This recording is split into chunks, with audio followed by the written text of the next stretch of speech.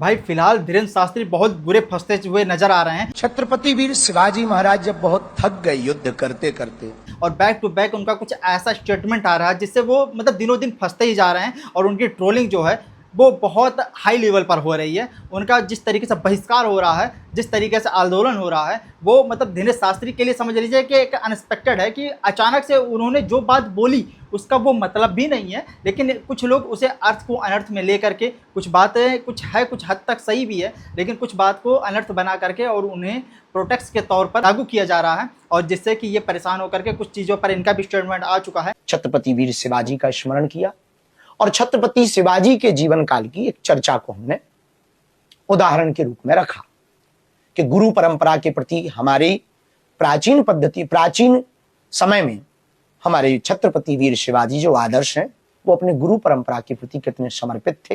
हालांकि आप एक चीज़ जानते होंगे कि धीरेन्द्र शास्त्री ने कहा था कि आप 3 बच्चे 4 बच्चे 5 बच्चे को जन्म दो और उसमें से एक बच्चे को आप देश हित के लिए लगाओ, आप राष्ट्र के लिए लगाओ, आप देश के लिए लगाओ। चाहे आप उसे सेनाओं में भी भेज सकते हो, आप उसे डॉक्टर्स बना सकते हो, आप उसे इंजीनियर्स बना सकते हो, या फिर एक संतान को आप सनातन धर्म को आगे ले जाने के लिए, अपनी संस्कृति को आगे बढ़ाने के लिए आप उसका मतलब योगदान दो। इस तरीके से वो बात कर रहे थे कि मतलब ज़्यादा से ज़्यादा बच्चे को आप जन्म दो और एक बच्चे को आप सनातन धर्म को आगे बढ़ाने के लिए और देश हित के लिए आप उसे मतलब एक तरह से न्यौछावर कर दो कि मुझे उससे कोई लेना देना नहीं। मतलब आप अपने घर का एक संतान को देशभक्त बनाओ, आप एक संतान को भगत सिंह बनाओ, आप एक संतान को राजगुरु सुखदेव टाइप का बनाओ कि मतलब एक सनातन धर्म को आगे ले जाने वाला होना चाहिए। ये उनका कहने का मतलब था, मतलब उनका इंटेंशन कुल मिला जुला करके सही था। यहाँ से बहुत सारे लोग उन्हें आरएसएस से जोड़ रहे हैं कि एक संतान को आरएसएस में भेज दो तो वगैरह वगैरह, कहीं ना कहीं वो गलत वे में ले रहे हैं लोग उसको, लेकिन उनका कहने का मतलब ऐसा नहीं था। उनका कहने का मतलब सही था और सही इंटेंशन भी था। अब दूसरा उनका स्टेटमेंट आता है, वो जाते हैं नागपुर और नागपुर में जाने के बाद वो कार्यक्रम चल रहा होता है जहाँ पर बहुत बड़े बड़े लोग भी रहते हैं। बड़े बड़े लोगों की अगर हम बात करें तो उसमें धीरेन्द्र शास्त्री पहुँचे हुए होते हैं उस कार्यक्रम में और छत्रपति शिवाजी महाराज के लिए ही वो कुछ स्टेटमेंट दे रहे थे, जहाँ से सियासी जो है वो माहौल पूरा गर्मा गया है। और उसमें मुख्यमंत्री देवेंद्र फडणवीस भी थे और केंद्रीय मंत्री नितिन गडकरी भी थे, राष्ट्रीय संवेदक संघ के आरएसएस मोहन भागवत मौजूद थे वहाँ पर। मतलब बहुत बड़े बड़े लोग वहाँ पर उपस्थित थे। वहाँ पर धीरेन्द्र शास्त्री जाते हैं और एक ऐसा बात बोल देते हैं जो कि विवाद के घेरे में आ जाता है। वो बोलते ऐसा है कि जो शिवाजी महाराज थे वो समर्थ रामदास स्वामी जी के पास जाते हैं छत्रपति शिवाजी महाराज और अपना मुकुट उतार करके संत के चरणों में रख देते हैं और राज्य को संभालने का उनसे आग्रह करते हैं। कि मतलब उनका कहने का मतलब ये है कि छत्रपति शिवाजी महाराज जाते हैं और उन गुरु के चरणों में मतलब अपना मुकुट रख देते हैं और ये कहते हैं कि मैं अब लड़ने का इच्छुक नहीं हूँ, मतलब मैं थक चुका हूँ इन चीज़ों से। और मतलब होता है ना कि अपना स्वामित्व जो है, अपना जो हक है, अपनी जो जिम्मेदारी है वो किसी दूसरे को देने की जो बात की है वो इसमें वो कह रहे हैं कि इस तरीके की चीज़ें वो है और वो दूसरे के चरण में रख करके और ये वंदना कर रहे हैं कि आप जो है ये चीज़ों को आप संभालो। अब इनमें उनके कहने का मतलब था, मतलब धीरेन्द्र शास्त्री के जो कहने का मतलब ये था कि ये चीज़ वो करके एक गुरु के प्रति, एक संत के प्रति जो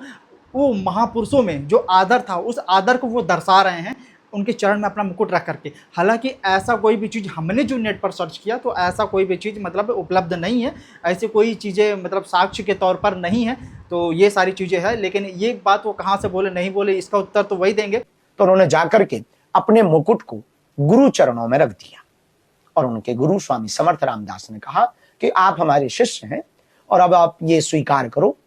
और इस राज्य का संचालन करो, ये मान करके नहीं कि आप राजा हैं, सेवा के रूप में ये हमारी आज्ञा है।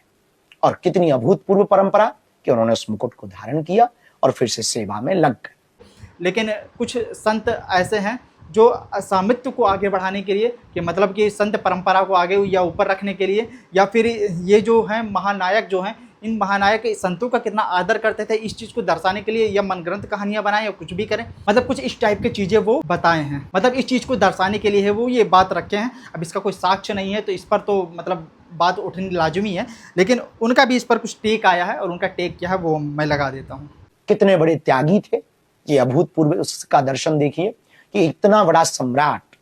एक क्षण में, एक पल में त्याग कर देता। इस